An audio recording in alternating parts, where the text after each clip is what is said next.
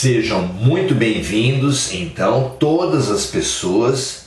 Não é necessário para esse curso ter assistido momentos anteriores. O curso Aprendiz do Evangelho foi concebido para ser a porta de entrada, de forma que as pessoas possam entrar em qualquer momento do ano, em qualquer momento do curso. Estamos, é claro, ao final do ano, ao final também do curso, no capítulo 28 do Evangelho segundo o Espiritismo, Coletânea de Preces Espíritas, onde Kardec nos organiza, nos orienta com relação à prática da oração, que já foi estudada em capítulos anteriores do Evangelho segundo o Espiritismo, que falava, que tem como título os anteriores, Pedi e Obtereis, Buscai e achareis, remetendo todos nós ao aprimoramento dessa prática tão fundamental que é da oração. Já no capítulo 28, seguindo a orientação dos Espíritos, Kardec nos traz o estudo, versículo a versículo, da oração dominical, conhecida por nós como o Pai Nosso. Já fizemos diversas etapas anteriores. Hoje trabalharemos, estudaremos, refletiremos sobre o pão nosso de cada dia nos dai hoje. E essa ativação é fundamental, já que a oração do Pai Nosso é muito praticada, muito conhecida por todos, mas que não pode, como nenhuma oração pode, restringir-se a uma repetição de palavras. As palavras precisam ser ativadas nos seus profundos significados, tanto no aspecto racional quanto no aspecto emocional. Nós precisamos ativar as palavras, de forma que, ao falar cada parte da oração, cada versículo da oração, algo se mobilize dentro de nós. Portanto, hoje, pensemos o porquê Jesus nos recomendou a pedir o pão nosso de cada dia. Não é? O que é o pão nosso que Jesus nos sugere e por que a cada dia, se nós estamos tão acostumados a querer, a pedir, a nos organizar, a nos planejar, a nos prevenir, de forma a termos muito mais do que o pão nosso, muito mais do que as necessidades de cada dia. Que lições haverá dentro disso? Estude, se estimule, pense a respeito disso, coloque nos comentários para a gente fazer uma troca. A minha tarefa, a minha função é de fazer o início, de dar o pontapé inicial, e eu vou fazer algumas colocações na intenção de estimular os seus estudos, as suas reflexões. Mas vá colocando no comentário que a gente depois faz um apanhado do que cada um tiver pensado sobre o pão nosso de cada dia nos dai hoje. Certo? Vamos, se for possível, se der tempo, a gente também lê as observações de Kardec, que são mais extensas nesse item. Por que, invertendo a pergunta, por que Jesus nos ensinou a falar isso, perguntemos nós, por que nós temos desenvolvido, cultivado essa atitude de prevenção, de ver problemas em toda parte, de tentar nos resguardar, nos defender da vida? O que há para se defender da vida? Nós vemos a vida, não haja dúvida, como ameaçadora, como passível de acontecer tudo, como cheia de males, como uma espécie de trem fantasma, um susto em cada curva. Será que essa visão tão vista e tão praticada, tão comum, ela se sustenta à luz da perspectiva espiritual? Como pode existir uma vida tão ameaçadora, que nos cerca de tantos males, se Deus é perfeitamente bom e justo e todo-poderoso? Condiz? Ou bem, Deus é perfeitamente bom, justo e todo-poderoso, ou então a vida é o caos, Deus não existe, a vida é o caos, e aí sim é um salve-se quem puder, cada um tentando defender a sua parte. Pelo que nós vemos da atitude das pessoas, mesmo dentro do chamado mundo ocidental, do mundo cristão, mesmo no comportamento daquelas pessoas que se dizem muito religiosas, é fácil perceber como as pessoas estão num salve-se quem puder, no cada um por si, sem acreditar que Deus é por todos. Quem acredita que Deus é por todos, jamais adotaria o cada um por si, do ditado popular, não é?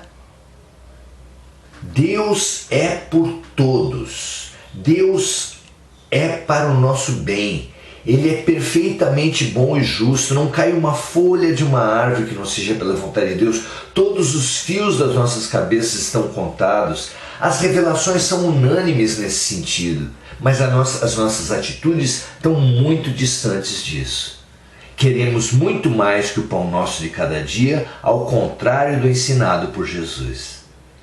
Queremos muito mais que o pão nosso e muito mais que os bens necessários a cada dia. Por isso a sociedade está tão embebida em faltas. Por exemplo, no campo do pão mesmo, do alimento. Porcentagens altíssimas dos países em desenvolvimento e dos países desenvolvidos, porcentagens enormes, algo como 30% da população sofre com problemas de obesidade, de sobrepeso. Enquanto que uma porcentagem semelhante a isso, 20%, 30% da população, variando conforme o país, tem problemas de subnutrição ou de desnutrição. Olha que coisa interessante. E a nossa ansiedade, a nossa manipulação é tão grande que há uma intersecção dos dois grupos. Pessoas obesas e subnutridas. Porque sujeitas à mensagem publicitária, que jamais nos fala coma feijão, coma arroz, coma frutas, exatamente o que nós mais precisamos para ficar saudáveis, nós nos entupimos de produtos industrializados, manufaturados e cheios de conservantes, aditivos químicos, e nos tornamos obesos e subnutridos. Mas não fosse esse grupo que junta os dois extremos, os dois males da nossa alimentação, o fenômeno de que algumas pessoas falta porque outras pessoas consomem demais, abarcam demais, se apegam demais, se apropriam e são acumuladores, é um retrato muito fiel em diversos outros campos. Há pessoas que acumularam imóveis, enquanto outras não têm onde morar. Moram nas ruas, não têm onde morar. As pessoas que têm muitos imóveis têm muito trabalho para administrar, aluguéis, conservação, impostos. Não é verdade?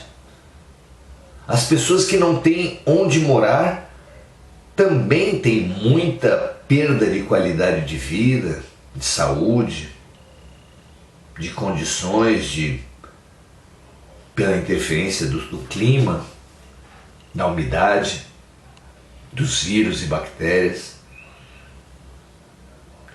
Como é possível que nós vivamos dessa forma? As pessoas que têm muito dinheiro vivem preocupadas com investimentos, com bolsa, com ativos, com os indicadores econômicos. As pessoas que têm muito dinheiro vivem preocupadas com a segurança, carros blindados, seguros por toda parte, seguranças, mecanismos de proteção às suas propriedades, câmeras, cercas elétricas, essa infinidade de serviços na área da segurança. E principalmente vivem um estado de alma de permanente sobressalto, porque tem muito o que perder.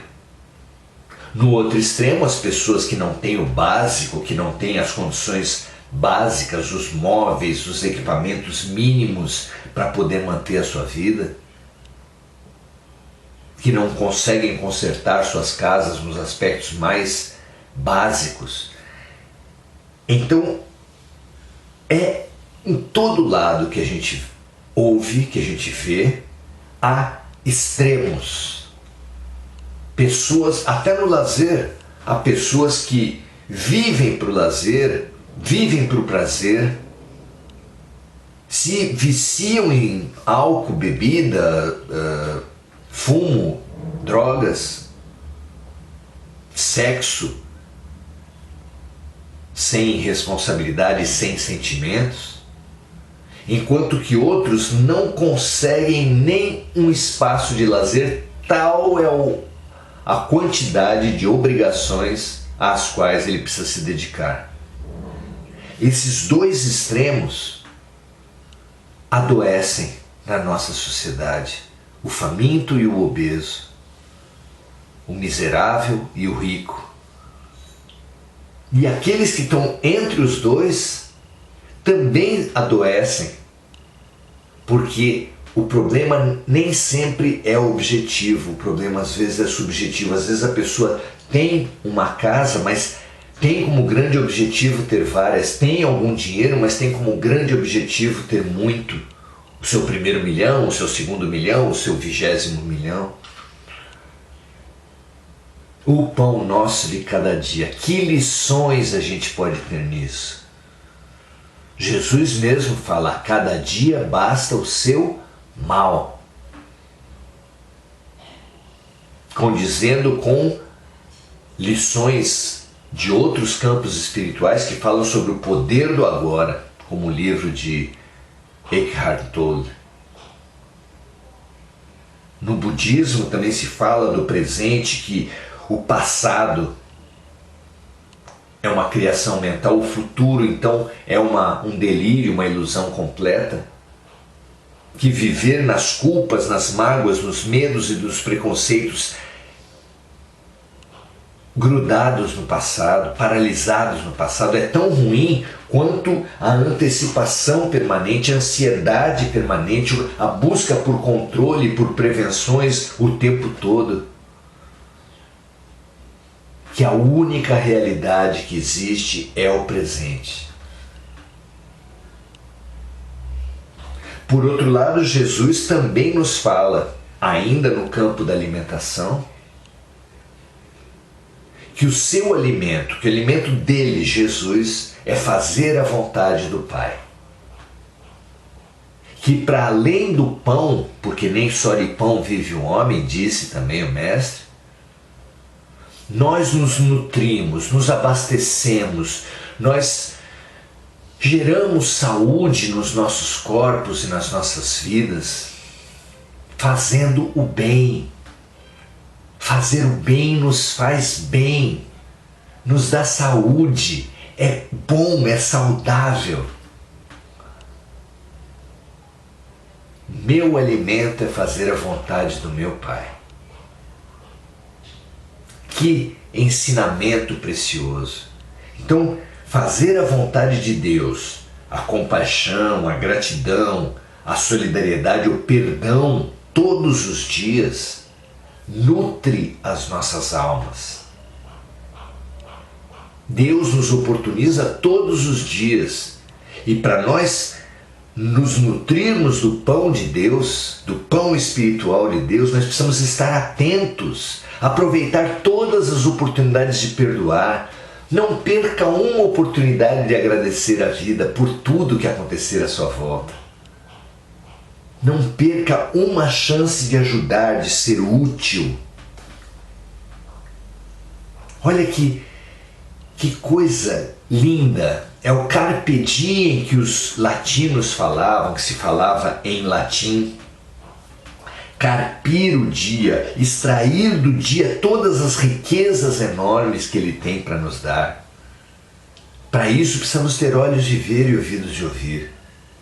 É um enorme, é um profundo, é um maravilhoso desejo esse de pedir a Deus que o pão nosso, não só o pão da matéria, mas o pão do Espírito, nos seja dado, e que nos seja dado perceber esse pão para nos nutrir dele a cada dia, a cada momento, a cada segundo.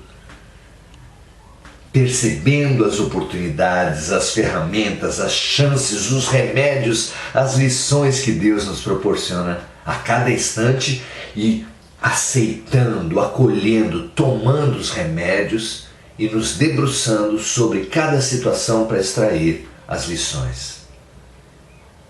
É muito bom. Isso pode ser um lema das nossas vidas. Cada vez que nós repetimos o pão nosso de cada dia, expandamos o pão e concentremos nossa vida no agora, no minuto que passa.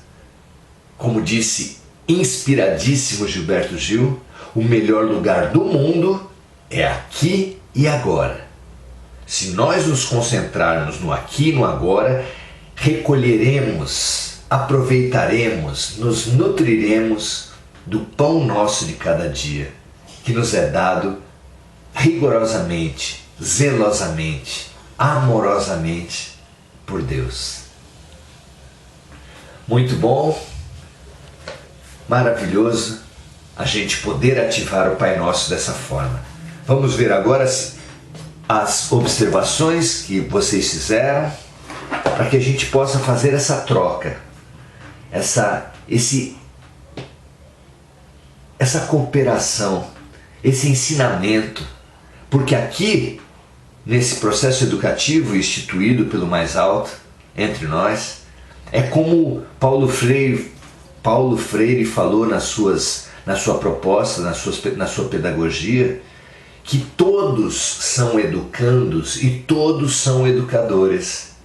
Vamos exercitar isso, aprendendo uns com os outros agora, dentro dos limites do que a rede social nos permite. Vamos lá ver o que cada um traz como observação.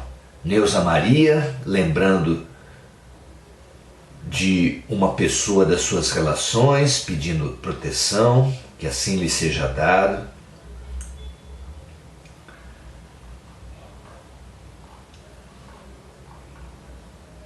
O que estimula você ao pensar o pão nosso de cada dia? Esse convite tão importante de Jesus para todos nós.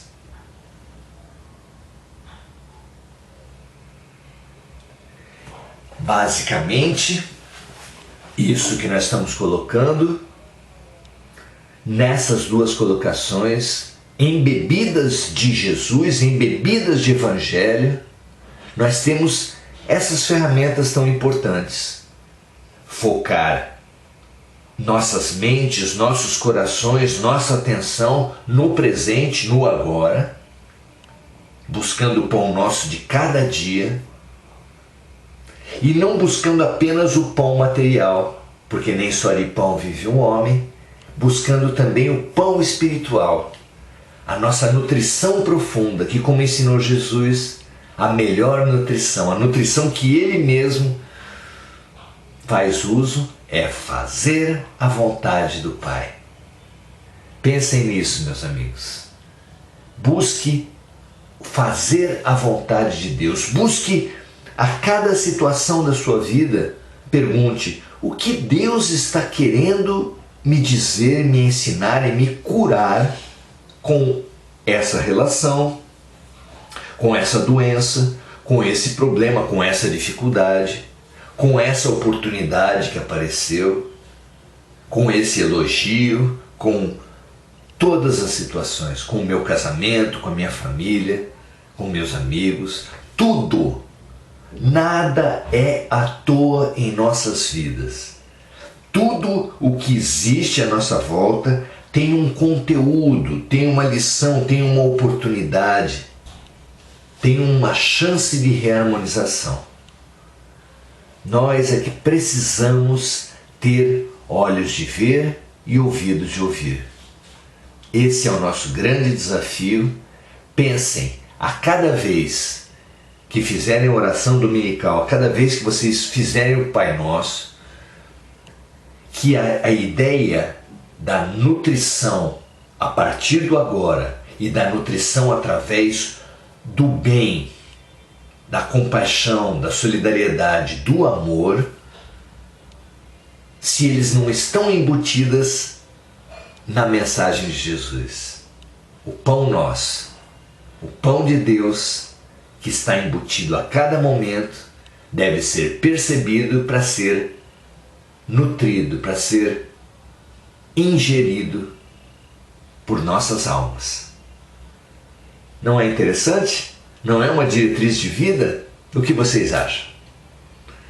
Se você entender que essa nossa oração, que nossa reflexão sobre o Pai Nosso pode ajudar outras pessoas, compartilhe, passe para outras pessoas. Já não basta aquela ideia tão impregnada na nossa cultura religiosa que proferir palavras muda a realidade. Não muda. Isso é um pensamento mágico, isso vem lá da magia mesmo. As pessoas faziam certos ritos, falavam palavras de poder, ou palavras fortes, ou palavras mágicas, e aquilo mudava tudo. O símbolo maior é a nossa abracadabra. Você fala uma palavra e tudo muda à sua volta. Não é verdade. As palavras por si não têm poder. Elas só têm poder se você atribuir poder a ela. Se você falar a palavra Maria, ela pode estar vazia de qualquer significado. Mas se ela inspirar em você, trouxer ao seu quadro mental a imagem amorosíssima de Maria de Nazaré, se invocar no teu peito os sentimentos mais puros, fraternos, a disposição, a boa vontade para o serviço compassivo, certamente as marcas de Maria de Nazaré, dos seus guardiões, das suas legiões. Você, ao falar Maria, já terá feito uma oração fantástica. Por outro lado, sem essa ativação de imagens, de pensamentos, de emoções, a oração inteira da Ave Maria será inútil, porque não terá ativado nada. Você, no meio da oração, se vê pensando em outras coisas, se perde, tem que começar de novo, porque não está presente. A sua boca está falando alguma coisa, mas a sua mente está longe, muito longe de Maria, de Jesus, da luz e do amor. Chega de usar mal a chave, de usar como ferramenta, como furadeira, como chave de fenda, como alavanca, porque depois, quando nós precisamos dessa chave para nos libertar das nossas prisões, ela está torta, ela está quebrada, e não serve mais. Nós temos a chave em nossas mãos. A chave são as nossas mentes.